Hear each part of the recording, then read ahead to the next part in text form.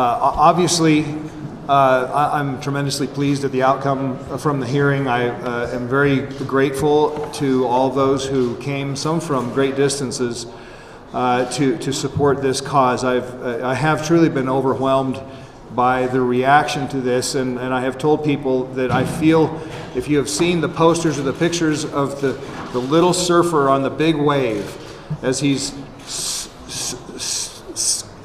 sliding down at great speed and this big wave looms behind him, that's how I feel with this issue. There's so many people, so much good that can be done, that I'm really insignificant, but I'm happy to play the part that I'm playing. So very pleased. We go to the Senate now, to the Senate floor. I think we have some procedural plans that will have the bill heard hopefully on Monday of next year next week, hopefully not next year, next week on the Senate floor. We'll have a time certain on Monday, I hope.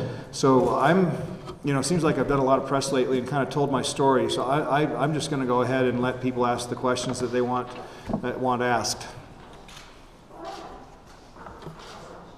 How are the people who currently are using have licenses with the CBD? How are they currently getting their medicine, and are they able to get that? My understanding, and there are others who might be able to answer this better, my understanding is in that case they have to bring it in from another state. And that causes a problem. I mean, in any aspect that when we deal with this, you kind of have to turn a blind eye to certain things and work around the federal enforcement. Everybody's aware of that. It's not an unknown risk. But it's a federal felony to take this across the state line. It's my understanding that's correct. Even the oil, even though it has no psychoactive ingredient, there's still a risk to. How many people have access to this medicine? I don't know. I've heard 11. Possibly. More than that. I would. Again, there may be people that can answer those cannabinoid oil questions much better than I. Senator, there were a lot of critical questions from some of your colleagues on that panel today. Are you still confident that this will pass the Senate? I am. I realize that for somebody who has had essentially 24 hours or less to look at the bill, there's an impulse. You read it for the first time. I'm the same way. I say, well, isn't there a way to do this better, or can't this be changed a bit? And like I said in my introductory comments, always welcome constructive comments, and we can improve the bill. But there were many of the questions asked today that have been asked, and we've worked them through and pulled them apart and put them back together, and we've come to what we think is the best way to do it.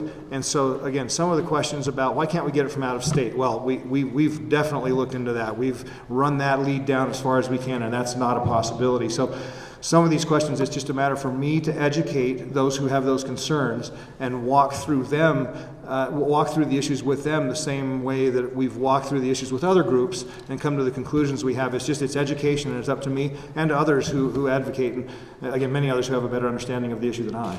Senator, the DEA testified in the committee hearing today that states that have legalized medical marijuana have seen an increase in youth marijuana usage. Comment on that, please. He represented himself as a DEA agent. I don't know if he was representing the DEA or not, but I've seen studies that indicate differently. Senator, you feel we can allow only girls, right? No, that was one of those things that, for people to say I need time to read the bill and then to criticize the bill for things that aren't in it kind of makes you wonder, but you are correct. Obviously, you had read the bill. That is one of the provisions, yeah. Are there any provisions for increased use outside of the medical purposes in your bill? No. Again, I know that recreational use is happening now, and whether or not this bill passes, I am certain that recreational use is going to continue to happen. And this bill really doesn't have anything to do with that. This bill has to do with those people who are now either not using because it's illegal, or who are using it to cure or to treat their medical conditions, and are by doing so outlaws and living at risk of losing their families, their homes, their freedom. So it's those people that need it and can't get it because it's a crime, or those who need it and have decided to risk committing a crime just to get their medicine. Those are the populations we're talking about. I've used this argument effectively with my colleagues in gun control. Those who are willing to break the law are going to break the law. Those who have decided to use it recreationally have made that decision. It's only the law-abiding that are constrained by the law and who are limited in their choices and their options because they are law-abiding. And I think it's poor public policy for the law to cause people to have to choose between being law-abiding and having the medicine they need. That's the focus. That's who we're focused on. Recreational use is completely independent of this and won't be affected one way or the other. The thing that I noticed was the universal obstruction of what you're trying to get done here by citing that there haven't been enough studies. I agree with you. There have been an exhaustive amount of studies. What I think the proper plan of attack would be to look at how you're going to argue that there have been a sufficient number of studies and stop the foot dragging. Yeah, it's yesterday in the media availability, I was asked what do I think is the greatest obstacle that we have to overcome, and I responded, it's just the decades of propaganda. Reefer madness is neither scientific research nor public policy. It's a propaganda film, but it has been treated as if it were medical research and public policy, and we have to get away from basing our public policy on propaganda. Push past the myths and the hype. Again, there are high stakes here. Empires have been built on both sides of the law, huge budgets, huge funds, careers dedicated to keeping this substance away from people. It's hard, and I can understand it's hard for people to turn that corner and say, oh, now we're realizing this is beneficial. That's a real clash I can understand for some people. It's hard to let go. Would your back pain qualify you if a doctor said that you Yes, severe chronic pain is one of those things that we do have substantial scientific research to show that it does, and then my own personal experience, again, as good as scientific research is, it won't predict how anything is going to perform in any given individual. But so everybody has to try, regardless of FDA tests or what have you. You have to try for the efficacy in your own metabolism. So I know for myself, as my doctor suggested that I try this. I did, and I know that she was right. I know that this is would at least be a partial solution to along with probably other surgical procedures and so forth. But I'd like to have that as an option in the mix. Absolutely, I do have a personal stake in this. Are you planning to the trip to Colorado? Well, my folks still live in Colorado, so yes, at some time I'm going to go there. For that purpose, I don't know. I'll tell you, it was hard to disgorge everything that we had left over in Grand Junction and leave it behind, because it brings relief and it doesn't have the side effects that the opiates do. I mean, death is one side effect. There is. Well, again, I know we have talked about this. Addiction, we need to clarify some terms. We need to clarify that addiction is possible certainly for drugs. We know addiction, we can have gambling addiction, we can have addiction to pornography, and I've mentioned this before. There's a show on A&E called My Strange Addiction. The episode I watched, the guy was addicted to licking cars. But you can be addicted to anything, but then there's another component, and it's separate and distinct. There is overlap, but it's chemical dependency, and so again, vast. And I'm not a physician. I'm not going to pretend to be, but I believe there is vast data that proves that there is no chemical dependency component to marijuana. You can get addicted to it just like you get addicted to gambling or other drugs. But certainly with opiates, like the opiate regimes have a chemical dependency component, and there's no doubt that chemical dependency exacerbates addiction. So having this as an alternative, and again, the data from the states that have medical marijuana show that these accidental opioid overdoses are down 25 to 30% depending on the study. So all of this factors in to the discussion, but we need to, again, it's education, it's pushing past the myth, pushing past the propaganda, and getting real facts to people. Excuse me, is there anything in the bill that you're willing to give up to ensure its passage? Well, it's hard. I mean, it would be hard to look at the list of conditions and say, okay, well, we're going to take this condition off the list. I mean, but again, I'm perfectly open to improvements. Again, this is blue sky. We don't typically, when we go in and we legislate, we have a body of law and we go in and we tinker with it, we recraft it. This is blue sky, so this is a very different experience. And anybody can come with good ideas and have those folded into the bill. If that means I'd have to give up on other parts of the bill, it's a process. That's not a great answer. It's a process. Of course, I'd be willing to give on some things, but I want to make sure that people who are sick don't have government making that decision for them. I want the physicians and the individuals who are afflicted to be able to have this alternative to them. I'm not willing to compromise on that basic thrust of the bill. Senator, with that as a segue, let's now... Absolutely. Yeah, if there are questions for those behind Yeah, it. let's do 30-second statements from everybody, your thoughts on the committee meeting, and let's hear the patient story. I'm Christine Stenquist, and I am thrilled that it passed committee. I am overjoyed that we are now working towards a legal safety net for patients, because that's what we need. We need the freedom to choose, and we need that freedom to know that the medical choices we choose aren't putting our children in danger. I've suffered from a brain tumor and fibromyalgia for over 20 years. I've been house-ridden and bed-ridden, and I use medical cannabis in Utah, and I want to do it legally. And this bill provides that. And I think Senator Madsen and his wife are champions of the people. Thank you.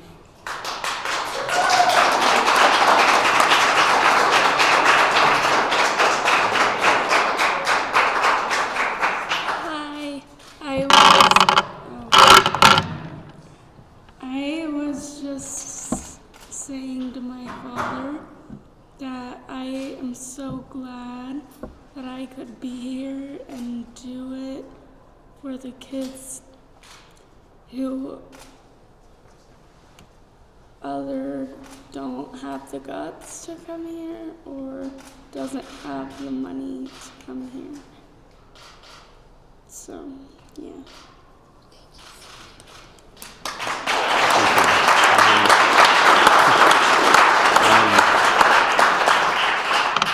That was my daughter, Maddie.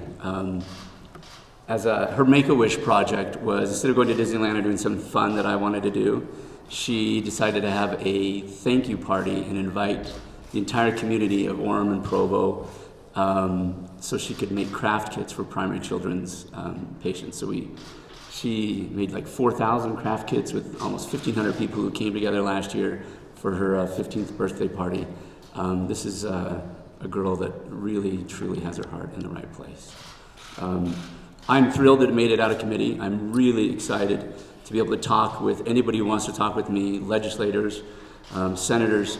And I just want to have, I have one comment. When we came out of chemotherapy and bone marrow transplants, and people came to visit us in the hospital, not knowing whether it was going to work or whether the bone marrow was going to graft, and we didn't know what the future was going to hold, I was so grateful to live in a state that values individual freedom, natural remedies, and essential oils. We live in a state with the resources, medical, technical, laboratories. We don't have to rely on California or Washington. And this law is completely different. Any analogy to this law to any other state is a complete disconnect.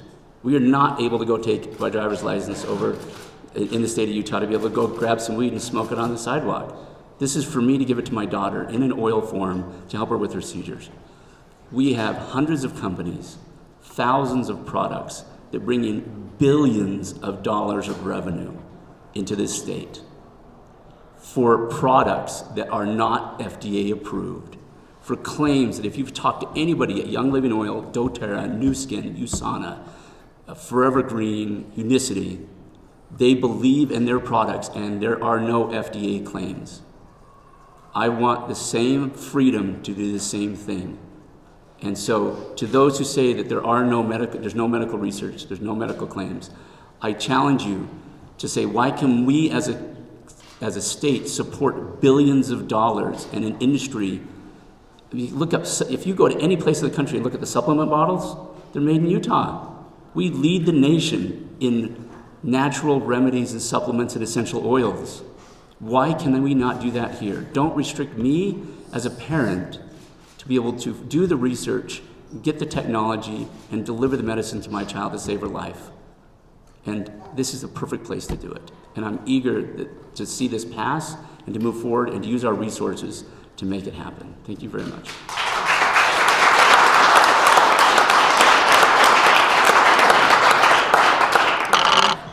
My name's Tanil Farr, and I'm just a mom who got cancer when I was pregnant. And cannabis allowed me to have this little baby chemo-free and healthy, and at the same time get rid of many of my symptoms that I had due to cancer. And I am so grateful for Senator Madsen for giving us the opportunity to have the freedom to take this medicine. I had to leave my family and move to a different state, leave my 4 young boys, ages 3 to 12, and move to a different state so that I could legally juice a cannabis leaf that had no psychotropic effect at all, but that helped me stay healthy enough to deliver a healthy baby. And I'm just really grateful for all the senators and the lawmakers for taking the time to look at this bill and to consider Maddie and moms and parents who just want to be healthy and enjoy life and have the freedom to heal as they choose.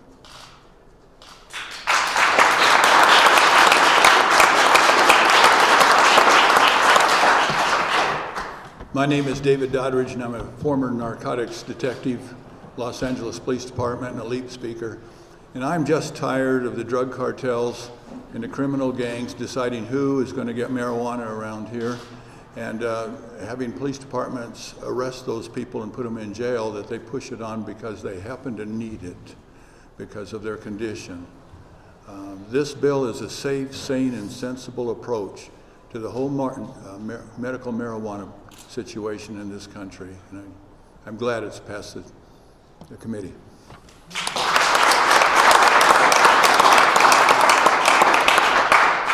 My name is Chief Larry Kirk. I'm out from just outside of St. Louis, Missouri, and I came here today on behalf of Law Enforcement Against Prohibition, which is groups of federal judges, prosecutors, correctional officers, and police officers, both current and former, that are speaking out now, especially in favor of bills like this in Utah. The folks of Utah have a wonderful opportunity to help people, to seek treatment that they need, and stop criminalizing them. Police officers need to go after people who are actually harming individuals, that are actually hurting other people. These people are not.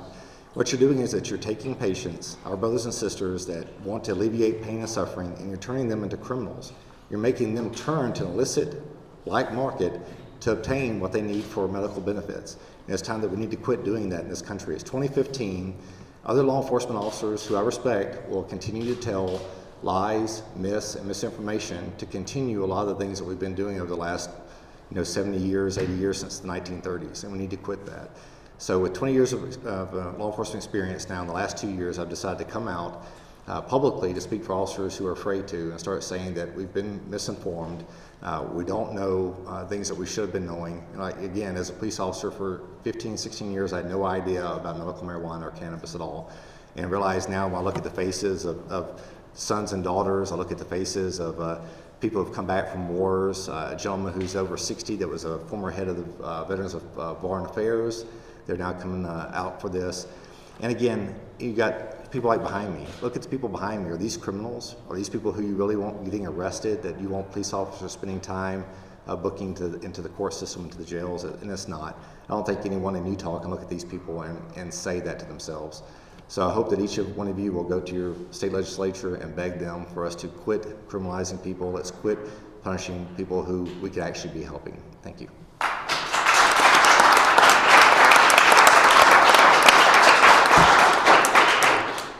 My name is Forrest Shaw. I was diagnosed with terminal prostate cancer just in November.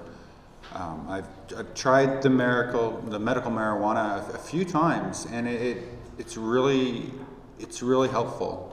One of the times I tried it to help me sleep, and it was the only time in 4 months that I was able to sleep through the night. The hormone treatments that they give me for this cancer is really hard on me. It's essentially chemical castration, and there really isn't a cure at this point. And I just want some peace to be able to live out the rest of my life with my family and not have to worry about our house getting taken away or me spending my last days in a prison cell. It's really important to me. And I'm really glad that this bill passed out of committee, and I'm looking forward to it going greater, higher places. Thanks.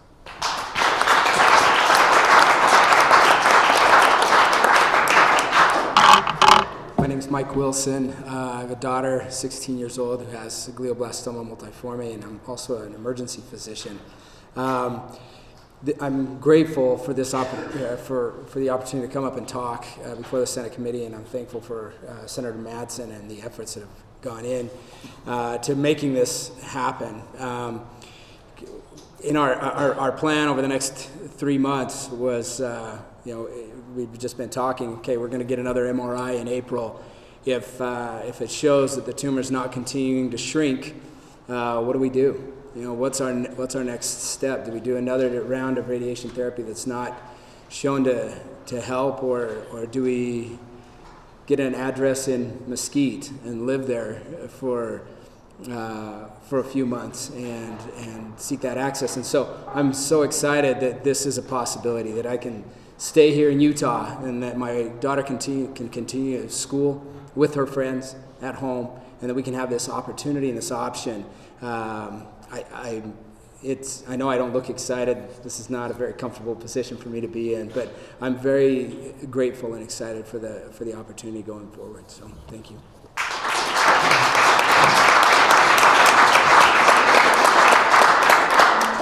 Hi, my name is Emily Campbell, and my daughter Madalena, as well as two of my other children, have a degenerative terminal neurological illness. And as a mother, it's always been my job to protect them and keep them away from the bad things, like drugs, and including marijuana. But faced with terminal illness, knowing that the conventional therapies don't work, as you've heard before, our oldest daughter passed away a few months ago. It opens your mind to look, as Dr. Wilson said, wherever you can to find what will help your children. And we think we've found something, and it's given us hope, especially as we've recently received news that Madalena, her situation is deteriorating.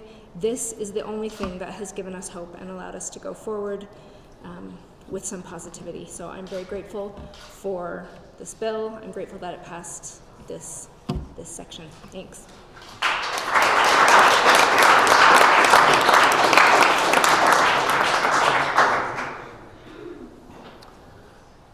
Okay, as you can tell, this issue is much bigger than I. Great people involved, great people supporting it. I'm grateful to all of them, and unless there are other questions, I think we can wrap up. I did have a question about how will it look from a business standpoint? So how many would you expect manufacturers to set up? Sure, and those who know me know I have a great deal of trust in the market. And I believe that the market is the most efficient way to decide to distribute the resources and so forth. And I have faith that will be the ultimate determinant of who grows, who processes. What we have done is we have limited the number of dispensaries, the point at which it transfers from the commercial end to the user, to the patient. At that point. What was you were asking? I just kind of wondered, walk us through what it will look like. There will be a manufacturer with a big factory. Yeah. Okay. So there's a grow operation required to be indoors, and they're not big. The ones I toured, I was surprised by how relatively small they were. The old warehouses and so forth. that will grow. The processors will it's relatively easy to strip the active ingredients off of the organic ingredients. It just takes cold water, CO2, both work to do it. So and that was the same technology that was used when this was a very prescribed substance before it was criminalized back in the 30s. It was usually just stripped that way and then put into tinctures and so forth. And that's what I would imagine most of them will do now. So that's done in a processing plant. So you have the growing operation as a separate standalone operation. You have the processing plant where the active ingredients are stripped off and infused and put into an ingestible state. And then we have a testing facility, a testing laboratory that makes sure that there are no molds or fungus, there are no pesticides or fertilizers that would be harmful. And then there's the dispensary, and that's where we left off. And that's the place. It's required to have a very pharmaceutical look like a pharmacy, family friendly, no marketing, no tie-dye T-shirts or any of those things. Very much as they are in Colorado. What I have seen in Colorado is very, very pristine, very clean. Again, no marketing of anything that would be illegal or involved in combusting the material or anything like that. I don't know if that. The limits, that's where we were trying to go. So there's at least one in every county, and then up to 1 per 200,000 in the county. So I think that Salt Lake County would have maybe 5, and that would be the max. Other counties would try to have at least one place for people to get their medicine in each county, and then for every 200,000. Again, that's a number that was brought to us by the industry. That's kind of the best practice number we've been given. Anything else? Okay, thanks folks.